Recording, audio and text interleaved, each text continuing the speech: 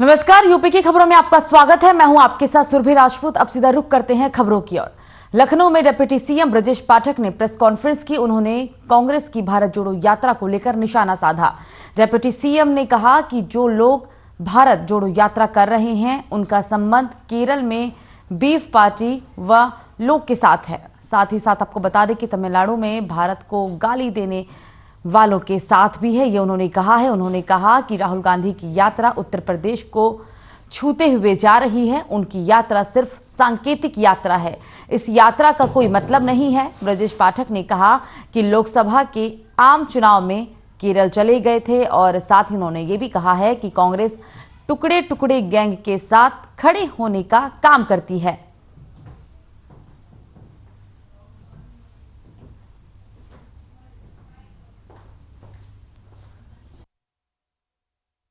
राहुल गांधी की यात्रा उत्तर प्रदेश में मैं कह सकता हूं कि छूते छूते निकल रही है।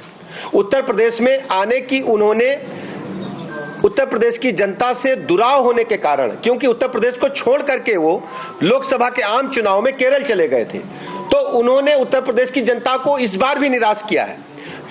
वो उत्तर प्रदेश के किनारे किनारे निकल रहे हैं और वो कांग्रेस पार्टी और वो उनके नेता जो लगातार देश को तोड़ने की बात करते थे, देश को विध्वंसक शक्तियों के साथ हाथ मिलाने का काम करते थे, टुकड़े टुकड़े गैंग के साथ खड़े होने की बात करते थे, वो लोग भारत जोड़ो यात्रा का छद्म नाम देकर करके लोगों को गुमराह करने का प्रयास कर रहे हैं।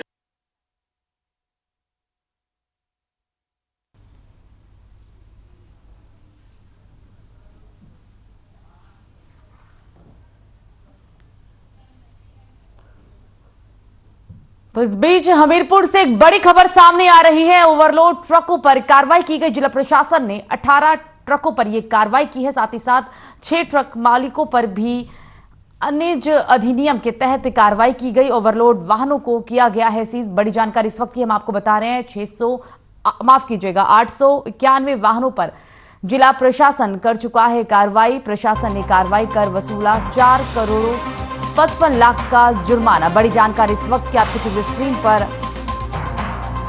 जहां पर ये बड़ी कार्रवाई ओवरलोड ट्रकों के खिलाफ की गई है। बड़ी जानकारी इस वक्त की आपकी टीवी स्क्रीन पर। हमीरपुर में ओवरलोड ट्रकों पर ये बड़ी कार्रवाई देखने को मिली है। साथ ही साथ ट्रक मालिकों पर भी ये कार्रवाई देखने को मिली है। हमीरपुर से इस वक्त की बड़ी खबर आपकी टीवी स्क्रीन पर।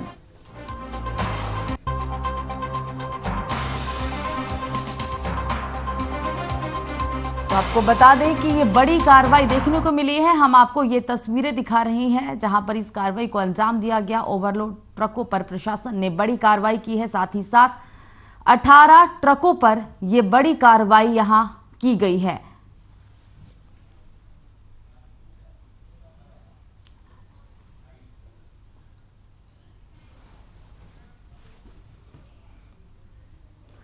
और इस खबर पर ज्यादा जानकारी के साथ फोन लाइन पर हमारे संवाददाता हरीश चंद्र राजपूत जी जुड़ गए। हरीश, ये पूरी खबर बताएं सबसे पहले आप हमें। जी, बताना चाहूंगा कि पूरा मामला हमीरपुर जिले का है, जहां पर हमीरपुर में खनिज विभाग ने बड़ी कार्रवाई करते हुए ओवरलोड और एनआर सहित 18 ट्रकों पर बड़ी कार्रवाई की है। इसमें से 6 एनआर ट्रक मालिकों के खिलाफ खनिज अधिनियम के तहत धारा 379 और 411 में एफआईआर दर्ज कराकर सभी वाहनों को थाने में सुपुर्द किया गया है। जी बिल्कुल, हरीश बताया ये भी जा रहा है कि यहाँ पर जो 6 ट्रक के मालिक हैं उनके खिलाफ भी कार्रवाई की गई है। इसको लेकर कोई अपडेट आपके पास? जी, सभी 6 ट्रकों को थाने में सुपुर्द किया गया है। वहीं खनिज अधिकारी ने बताया है कि खनिज विभाग लगातार ओवरलोड वाहनों के खिलाफ बिना परमिट की गाड़ियों तथा गाड़ियों पर कार्रवाई कर रहा है। जिस क्रम में पहले भी 891 वाहनों पर कार्रवाई करके 4 करोड़ 55 लाख रुपए वसूला गया था। जी बिल्कुल, तमाम जानकारी के लिए बहरहाल आपका शुक्रिया।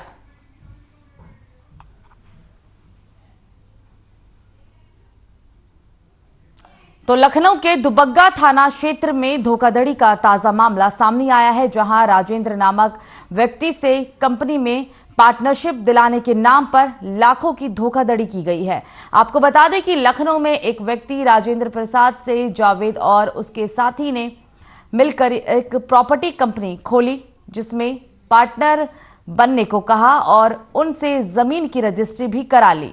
आपको बता दें कि इस दौरान कुछ पैसा नकद दिया और 2 चेक भी दे दिया गया। उसके बीते कुछ महीने बाद चेक जब बैंक में लगाया गया तो वो चेक बाउंस हो गया और उसकी प्रॉपर्टी भी ले ली गई और साथ ही साथ पैसा का पूरा भुगतान भी नहीं किया गया। दबंगई से उस जमीन पर लगे आम के पेड़ों को भी काट दिया गया, लेकिन इस पर पुलिस ने कोई कार्रवाई नहीं की है।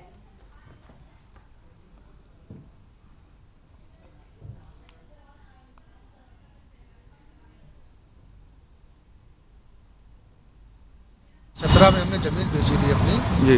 जावेद आमिर खान गुड्डू के नाम से। गुड्डू ने खरीदी थी, जो बालागंज में रहते हैं, आजाद नगर में। उन्होंने कहा कि मुझसे मेरी कंपनी में असिस्टेंट डायरेक्टर बन जाइए। किस चीज़ की कंपनी है? ये इंफ्रा डेवलपमेंट के नाम से अच्छा अच्छा। और उन्होंने मुझे धोखे से डायरेक्टर बनाया और मुझे प्रॉफिट का पैसा भी नहीं दिया, सारा पैसा हड़प कर लिया मेरा। जैसे तैसे हमने मुकदमा किया। मुकदमा करने के बाद तो उनके वकील हमारे वकील मिल के कंप्रोमाइज़ किया। कंप्रोमाइज़ करने के बाद उन्होंने 20 लाख रुपए मुझे दिए, जिसमें 10 लाख रुपये नकद दिया था कैश और 2 चेकें 2.5 लाख की थी, 1 चेक 5 लाख की, जिसमें से 1 चेक क्लियर हो गई, 2 चेकें अभी 2.5 लाख की बाउंस हो गई।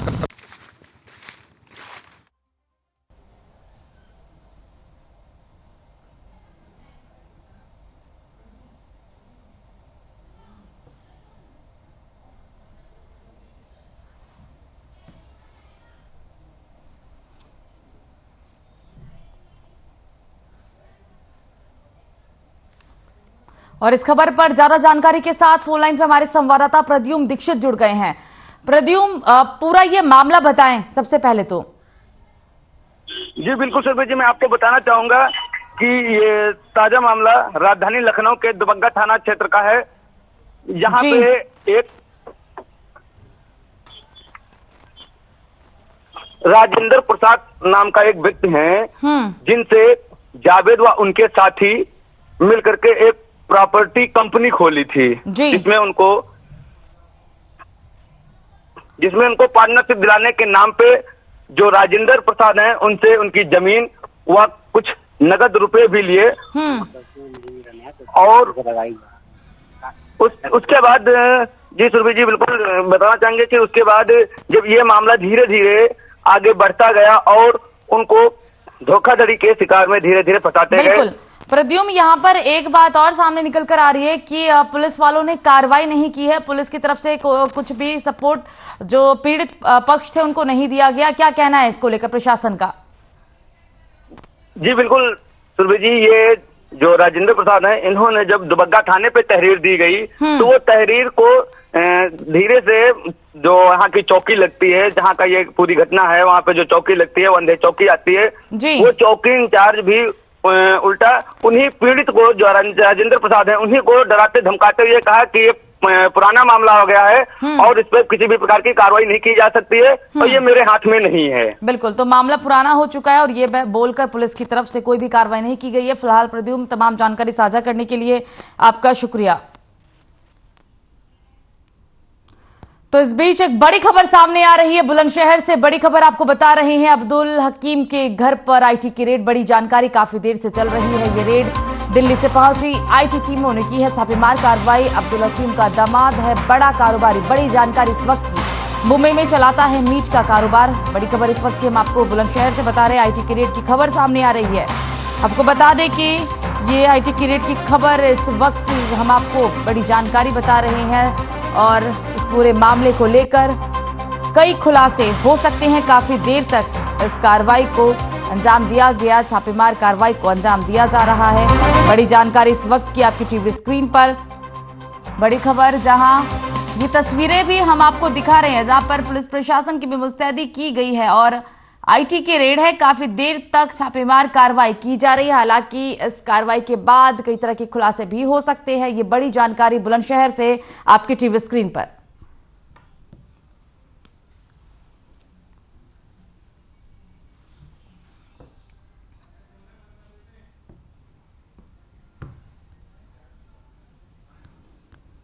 तो ये हम आपको इस वक्त की बड़ी खबर दिखा रहे हैं। आईटी की रेड काफी देर तक यहां पर की जा रही है। कई बड़े खुलासे हो सकते हैं। बुलंदशहर में अब्दुल हकीम के घर पर आईटी की रेड काफी देर से चल रही है। ये कार्रवाई दिल्ली से पहुंची है। आईटी टीमों ने छापेमारी की। अब्दुल हकीम का जो दामाद है वो काफी बड़ा कारोबारी है, ऐसी खबरें सामने आ रही है।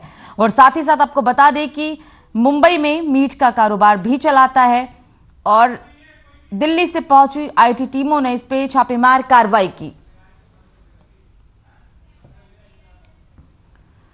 तो बरेली में सड़क हादसों को रोकने के लिए पुलिस विभाग अलर्ट हो गया है। लोगों को यातायात नियमों का पालन कराने के लिए यहां पर पुलिस लाइन से पुलिस कर्मियों ने यातायात जागरूकता रैली निकाली है। बताते चले कि इस रैली को लेकर भी आईजी राकेश कुमार ने हरी झंडी दिखाकर रवाना किया और इस दौरान SSP DIG Akhilesh Kumar Chaurasia, SP traffic Rammohan Singh के अलावा कई पुलिस के अधिकारी भी मौजूद रहे। इस दौरान आईजी राकेश कुमार ने बताया कि रैली का उद्देश्य लोगों को यातायात के प्रति जागरूक करना है। लोग हेलमेट लगाकर चले और यातायात के नियमों का पालन करें, जिससे हादसों को रोका जा सकता है। कोहरे में फॉग लाइट और अपने वाहनों में तो ये बड़ी कार्रवाई देखने को मिली है। बता दें कि यहां पर सड़क हादसों को लेकर पुलिस प्रशासन पूरी तरीके से अलर्ट है और इसी अलर्ट मोड के तहत जागरूकता रैली निकाली जा रही है। लोगों को जागरूक किया जा रहा है। लगा रखा है। आज ये आयोजन था सड़क सुरक्षा को देखते हुए हमारे जो पुलिसकर्मी हैं वो खुद हेलमेट का प्रयोग करें और रिफ्लेक्टर अपने गाड़ियों में लगाएं, जिससे ये रात में कोहरे में चलने में दिक्कत होती है। और खुद हेलमेट लगाकर ये मैसेज देना चाहते हैं कि हेलमेट लगाना सबके लिए जरूरी है। सभी लोग लगाएं, सभी नागरिक हेलमेट लगाकर वाहन चलाएं, सुरक्षित रहें। ये मैसेज देने के लिए हमने आज अपने पुलिसकर्मियों को हेलमेट लगवाया है और लगा करके जा रहे हैं। पूरे शहर में मैसेज देंगे तो देखकर, जिससे कि हम लोग आगे लोगों को सचेत कर सकें कि इस तरह की जो है अगर जीवन रक्षा करनी है तो हेलमेट लगा के चलना चाहिए और गाड़ियों पर रिफ्लेक्टर का प्रयोग करना चाहिए। और भी इनको यातायात कई नियमों के बारे में गोष्ठी करके अभी जानकारी भी दी गई। तो खबर बस्ती के वानेपुर गांव से, जहां दो सगे भाइयों ने 2012 में पिता की मौत होने पर धोखे से अपनी ही 14 साल की नाबालिग बहन को विवाहित दिखाकर पिता की प्रॉपर्टी को अपने नाम विरासत जो थी वो दर्ज करा ली थी। और 2022 में जब मां की मौत हुई तो दोबारा मां के नाम बची हुई प्रॉपर्टी को भी हड़पने के लिए अपनी ही सगी बहन को फर्जी तरीके से शादीशुदा दिखाकर सारी प्रॉपर्टी आपस में बांट ली। जब पीड़िता ने इसका विरोध किया तो पुलिस की नौकरी कर रहे उसके सगे भाई ने उसे जान से मारने की धमकी दे डाली। पीड़िता ने विरासत की जांच करवाकर, आपको बता दें कि इस दौरान तत्कालीन लेखपाल और कानूनगों के खिलाफ कार्रवाई की मांग करते हुए कहा है कि अगर वो शादीशुदा है तो उसके पति को खोजकर उसके सामने लाया जाए। और मामले की जानकारी मिलने के बाद आपको बता दें कि इस दौरान जिलाधिकारी ने उप जिलाधिकारी को जांच सौंप दी है और आगे की कार्रवाई भी शुरू की जा रही है।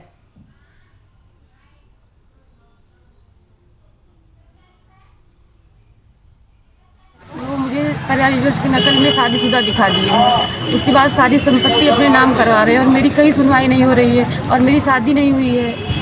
और मेरी मम्मी 4 महीने पहले डेथ हुई मम्मी की। पापा 2012 27 जनवरी को एक्सपायर हुए थे, तो तभी हमको शादीशुदा दिखा दी। तब मैं सिर्फ 14 साल की थी, तो हमको कुछ पता नहीं था।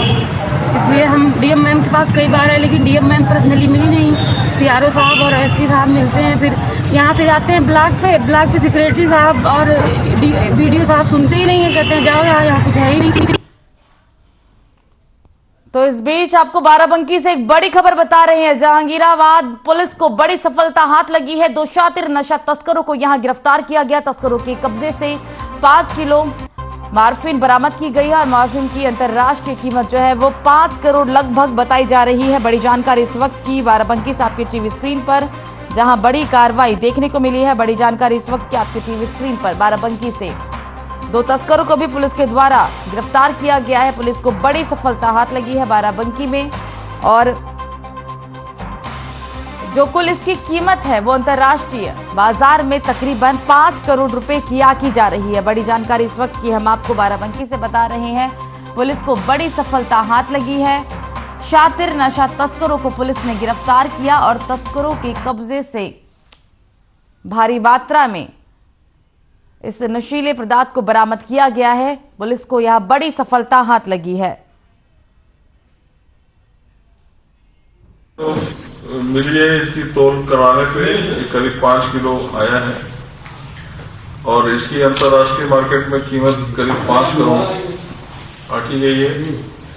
ये एक है, इसमें मोहम्मद कलीम और दूसरा है बिरजूर ब्रिजलाल। ये सब एक ही गांव के टिकरा मुर्तजा थाना जाए।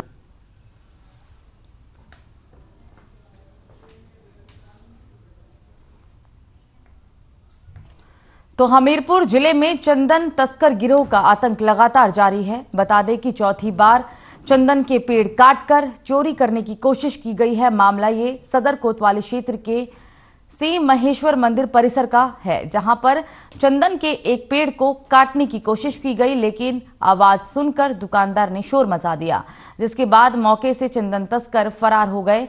वहीं आपको बताते चले कि सूचना मिलने पर पुलिस भी मौके पर पहुंची, लेकिन आरोपी को पकड़ने में असफल साबित हुई।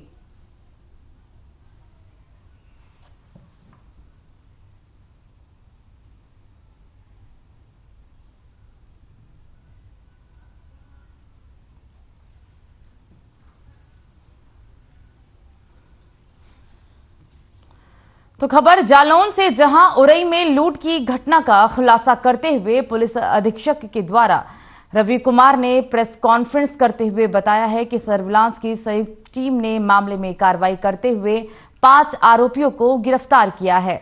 आपको बता दें कि पुलिस ने मुखबिर की सूचना पर कुइया खरका कानपुर झांसी हाईवे ओवरब्रिज के नीचे से मुठभेड़ के बाद सभी आरोपियों को गिरफ्तार किया और बदमाशों के पास से 2 तमंचा, 2 जिंदा कारतूस के अलावा एक कार और एक बाइक भी बरामद की गई। मामले में कार्रवाई की जा रही है।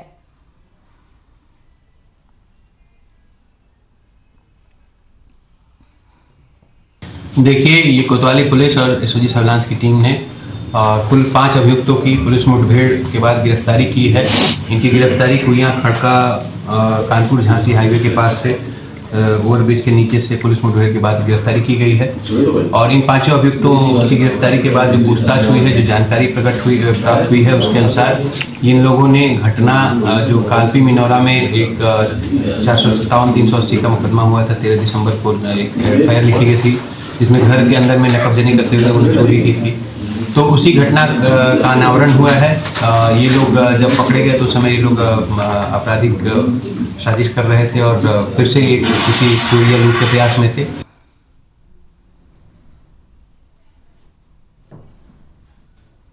तो वहीं जिलाधिकारी कृष्णा करुड़ेश ने बढ़ती ठंड को देखते हुए सभी कक्षा 12 तक के विद्यालयों को बंद करने का निर्देश जारी किया था, लेकिन मंगलवार को जिलाधिकारी आवास से महज 100 मीटर की दूरी पर संचालित द पिलर्स स्कूल खोलकर बच्चों से परीक्षा लिया जा रहा था। लेकिन जब मौके पर मीडिया के कैमरे ने इन बच्चों को कैमरे में कैद करने की कोशिश की तो लोग अपना चेहरा छुपाकर भागते हुए नजर आए, जिसके संबंध में सिटी मजिस्ट्रेट अंजनी कुमार सिंह ने बताया है कि मामला संज्ञान में आ गया है। उक्त प्रकरण की जांच कार्रवाई की जा रही है।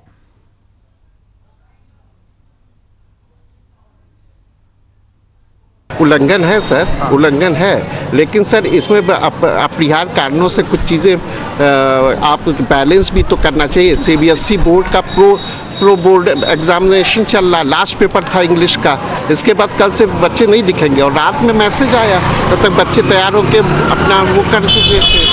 अच्छा सर, आप मानते हैं कि परीक्षा से जीवन से ज़्यादा महत्वपूर्ण परीक्षा है? सर ये बच्चे सर 16 से 18 साल की अवस्था में है के बच्चे एग्ज़ाम दे रहे हैं और ये बड़े एडल्ट बच्चे माने जाते हैं। इस वजह से क्या कहते हैं, जीवन तो पेरेंट्स उनके साथ हैं, समकक्ष हैं, तो ये इसलिए कि ये चीज़ें हो रही हैं। हाँ खुला था। तो कितने बजे तुम आए? 7:50 पे आ गए थे स्कूल में। पता है स्कूल बंद करने का ऑर्डर दिया? हाँ बंद करने का दिया था, बट दिए नहीं लोग, बाकी सब भी। इसकी सूचना हम लोगों को अभी मिल रही है कि कुछ स्कूल ऐसे हैं जिनकी जिलाधिकारी महोदय के द्वारा दिए गए निर्देशों के बावजूद भी स्कूल खुले हुए हैं, तो उनकी जांच हम लोग अपने स्तर से एक बार करा लेते हैं बीएसएफ के माध्यम से, और यदि इस तरह की सूचना सही मिलती है तो उनके ऊपर कड़ी कार्रवाई आगे की जाएगी। सर पिलर से स्कूल खोला गया था, उसको लेकर क्या उनके खिलाफ कुछ कार्रवाई की जाएगी? ये एक पर्टिकुलर स्कूल की सूचना आ रही है, तो हम लोग जांच करा ले रहे हैं, उसके बाद से कार्रवाई जो होगी उसको आपको अवगत करा दिया जाएगा।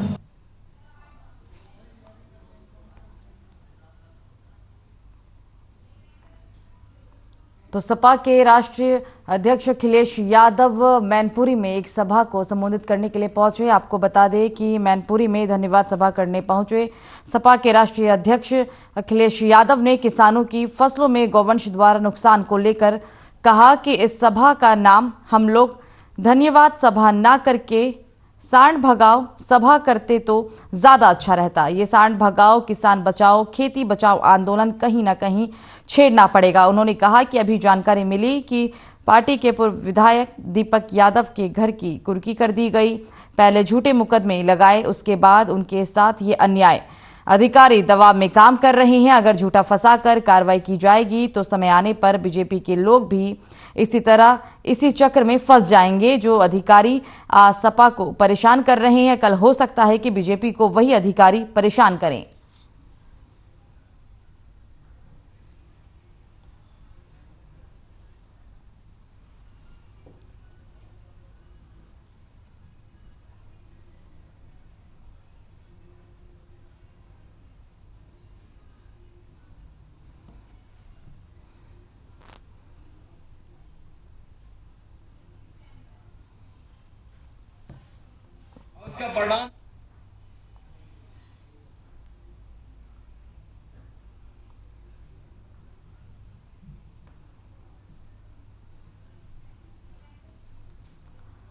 तो वहीं फर्रुखाबाद में आशा कार्यकर्ताओं ने समाधान की मांग को लेकर अपना धरना जारी रखा है। उन्होंने अपना धरना मुख्य चिकित्साधिकारी कार्यालय प्रांगण में जारी रखा। उन्होंने कहा कि जब तक उनकी समस्याओं का समाधान नहीं होगा तब तक उनका प्रदर्शन जारी रहेगा। साथ ही उन्होंने अपने वेतन को 18,000 रुपए प्रति माह करने की मांग की है।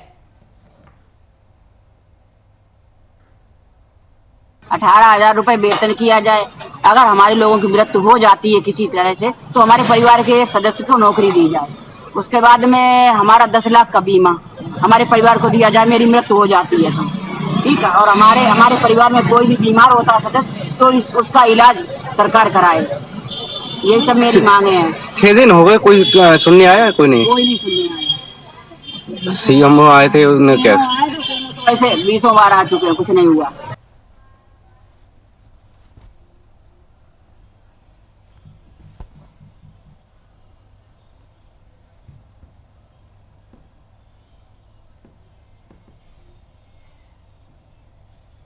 तो खबर बहराइच से, जहां ट्रॉलियों में भरकर खनन माफियाओं का अवैध तरीके से बालू ले जाते हुए वीडियो तेजी से वायरल हो रहा है। आपको बता दें कि बहराइच के मीहीपुरवा तहसील में अडगोड़वा और सियापुरवा सहित लगभग आधा दर्जन जगहों पर नदियों के साथ साथ खेतों से भी अवैध खनन का खेल हो रहा है। साथ ही बताया जा रहा है कि मामले की जानकारी होने पर भी पुलिस और प्रशासनिक अधिकारी अनजान बने हुए हैं।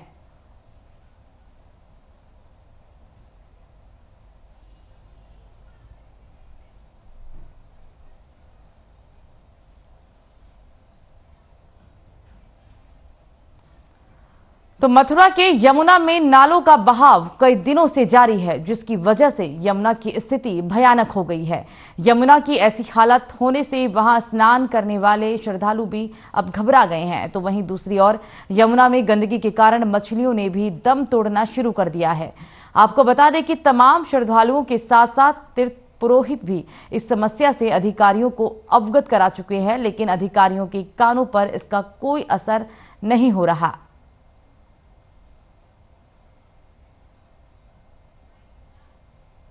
हम यहाँ पे 10 बजे से बैठे हुए हैं, 10 बजे से गंदगी चालू है, 1 मिनट बंद ना है। अब हम यहाँ पे पूजा करे वाले तो पूजा करे वाले भारत जी को करें, गंदगी में कैसे पूजा करें?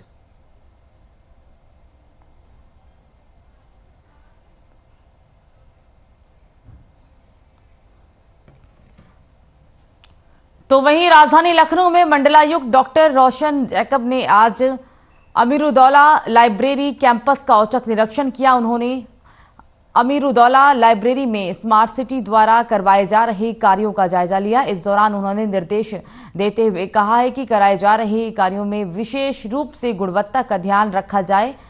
इस अवसर पर उपाध्यक्ष लखनऊ विकास प्राधिकरण डॉक्टर इंद्रमणि त्रिपाठी, नगर आयुक्त श्री इंद्रजीत सिंह, स्मार्ट सिटी के संबंधित अधिकारीगण उपस्थित रहे। साथ ही मंडलायुक्त ने लाइब्रेरी की छत पर जाकर भवन का जायजा लिया और साफ सफाई के निर्देश भी दिए। उन्होंने लाइब्रेरी में पढ़ाई करने वाले हाल ही में पर्याप्त मात्रा में लाइटिंग की व्यवस्थाओं के साथ ही लाइब्रेरी में वेंटिलेशन को भी विशेष में ध्यान में रखने की बात कही है।